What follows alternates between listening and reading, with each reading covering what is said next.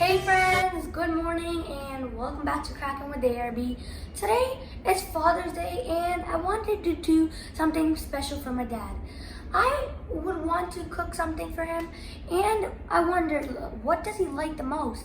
He loves samosas and tea. So I thought of personalizing that and making samosa sandwiches with hot tea. For those of you guys who have never tried this samosa sandwich recipe, I highly recommend you guys trying it. And I assure you guys, you're gonna love it.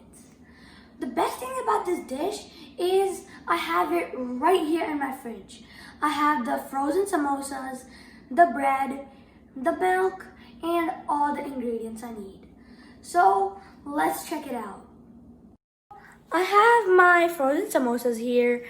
And I have some oil in the pot from yesterday when my mom cooked French fries, which I am heating so it can get ready to fry. By the time it's gonna be ready, my frozen samosas will be thawed. Side by side, I have some tea brewing, and as most people make tea, I have put water, some tea, and now I'm going to be adding ginger. After it's boiled, I will be finally adding milk and sugar for the end result. Now friends, my oil is ready to fry the samosas and my samosas are thawed.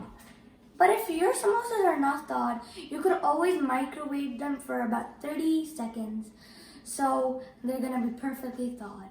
Now it's time for me to put the samosas in the oil.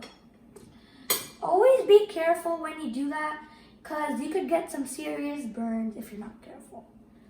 So I'm going to step away and put it in slowly.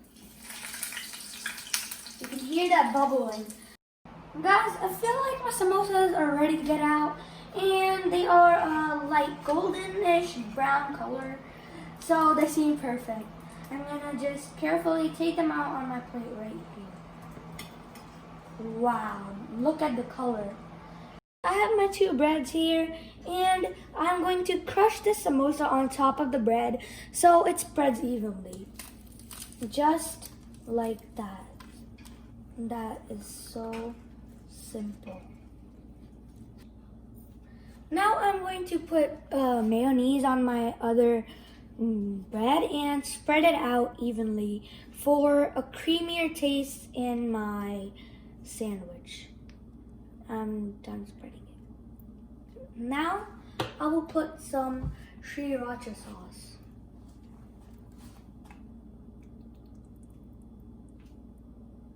Oh my god, that looks so awesome.